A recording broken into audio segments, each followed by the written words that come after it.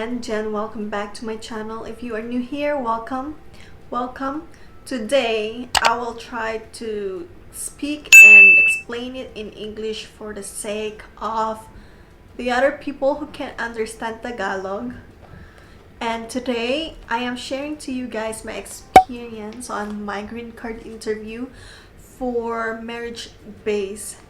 So yeah, today was my interview with my spouse, with my husband at USCIS. It is March 4th of 2021. So I'm kind of sharing to you guys my timeline first for you to understand how long was the process before my green card interview. So we submitted our adjustment of status on June 2020, June 5th to be exact. They received it. It's been a while, like my biometrics is on January 4th of this year, 2021. So it's been like 7 months without any update, and then they updated it to biometrics is scheduled on January 4th, January 4th, 2020. And then after that, after a few days, I think, after I got my biometrics, they updated it to interview is ready to be scheduled. That is January 16th of 2021. And then I've waited a couple weeks. The next one was they updated it on the February 4th that they scheduled my interview for March 4th, which I received the letter a couple weeks after, or like 1 week after. They scheduled my interview on March 4th, which is today. I'm like sharing to you guys today, so I will not forget most of the details. I actually forget it right away after our interview, but I asked my husband most of the questions for this interview. So yeah, so here is my experience. So our interview is March 4th of this 2021 at 8:45 a.m. So we arrived there around 8:25 in USCIS building. We are like 20 minutes early, but they are allowing interviewees to come inside the office not more than 15 minutes early. So we came there first, and then there's like a scanner thing in like the airport type that you need to put all your bags and all your belts or anything belongs that you have, and then there's gonna scan it on their machine thing, type thing. I don't know what it is called, but that's the first thing we did. And I showed the officer my passport or any government ID. I don't have a government ID yet because I didn't receive any EAD, which is the employment authorization. I just had my green card interview right away, but it is like 7 months, 8 months after. So it depends still on the applicant if they will receive an EAD, employment authorization, or just straight right away to green card, which is on my case. So after that, after the scanning stuff thing for our belongings, we had to check in to, there's like a first counter. I don't know if it is the same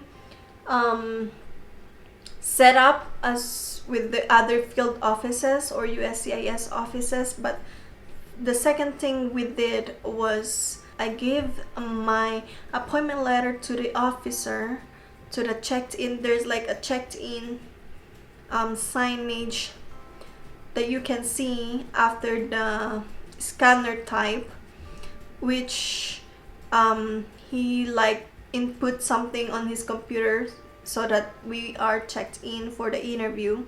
And then after that, they checked our temperature if we don't have the COVID thing type, if it is normal. So they checked the temperature, and then after that we were seated to the waiting area for a couple minutes. They called us after 10-15 minutes after they called us for we are the next that they need to interview. So they guided us to like an interrogation room or like an office thing that there's like an interviewee and then me and my husband. So sorry, I think it's gonna be this long.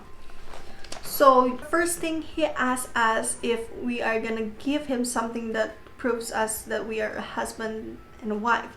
So the first thing that we gave him is the photo album of our wedding. So this is the wedding photo album with our photos, like this one. I'm gonna show you kinda. So this is like our photo album. He checked it one by one. It was like, yeah. And then we gave him this, our wedding cards from friends and family that he just like, I'm not gonna look at that one by one, but he's like scanning everything. So I will make a separate video of all the documents that I brought on my interview, and I will be linking in my description box below and in the I button above, so you can check it out. That will be a separate video, so I'm not gonna discuss it here, so it's not gonna be that long. So yeah, after he scanned this or like look at this, he asked us for our other documents with both our names, like our health insurance, our life insurance. I gave it to him. Our lease agreement from our apartment, that is what I gave him because I didn't include it in the packet. But if you already included that in your packet before you when you submitted your packet, it's okay, but just in case, I just brought that. Then after that, he's just scanning it and checking it with, he was checking it, guys. He was checking if it is, both our names are included in our insurances, like the health insurance and life insurance. So he checked that one in and then punch it and put it on the pile. Like the pile of our paper documents from K1 is this thick that I saw on his desk. So he included that there. And then after that, he asked us to raise our hand. Sorry, I asked my husband if he can put all the questions here, and we wrote some of them, most of them. But these are like the questions he asked both of us, but mostly my husband, which is the petitioner. So he asked me, he asked us to swear to tell the truth. And then after that, he asked us questions right away, which I will tell you right now. So this is all the questions that he had asked first for my husband. He asked, he interrogated my husband mostly. So here's the first question. How did we meet? He asked us how did we meet? What was the first date like? Number 3, how long did we know each other? So he asked us how long did we know each other, and then where did we meet? We told him we met at Tinder, and the rest is history. And then the next one, what he do for work. He asked him what is he doing for work, and then he also asked him if any financial changes this year, which is not thing less, or there's no like financial changes yet this year. And then the next one is what are our plans for the rest of the year. If we have like plans to move or stuff, that's when my husband told the interviewer that we are moving to different apartment this year, something like that. It's just like a conversation, not really like, at first I was kind of nervous, but if you know, you know, you will answer it right away. If you're a relationship, or if you are really husband and wife, you will know this, and you will just like feel comfortable. And then the next one, if there is any big changes coming for us, for the both of us. That's what he asked us. And then the next one, any plans for kids? Yeah, he is asking if we have plans for kids in the future, and we asked it that we are trying this year. And then the next one was, what was your first impression of your spouse? So he asked us what is our impression, so we answered that. And then he's like doing, by the way, he is recording or like taking notes of all the answers and questions that he is asking us, and he's taking notes on to a blank paper stuff. And then the next one, so after that, after those questions, he asked me just basic questions. He asked me just 2 or 3, I can't remember the other one, but he asked me 2 basic questions for me. So he asked me, what kind of work are you looking for? So he is looking what kind of work I am looking for. So I told him I am looking for a job in a hotel or restaurant, since he knows that I am a bachelor's degree in hospitality management. So that's what I answered him, that I want to work in a restaurant or in hotels. And then the next one is, what do you like most about your husband? And that's what he asked me. And then the rest is the basic questions from our application in the I-485 adjustment of status, which he asked me first was, what is my name, what is my birth date, birthplace, and then he asked, what's my husband's name, his birthday, and then he also asked me about my legal name. Sorry, he asked me first my legal name and my maiden name. And then after that, he asked me what's my security number and our address. So that's the question he asked me.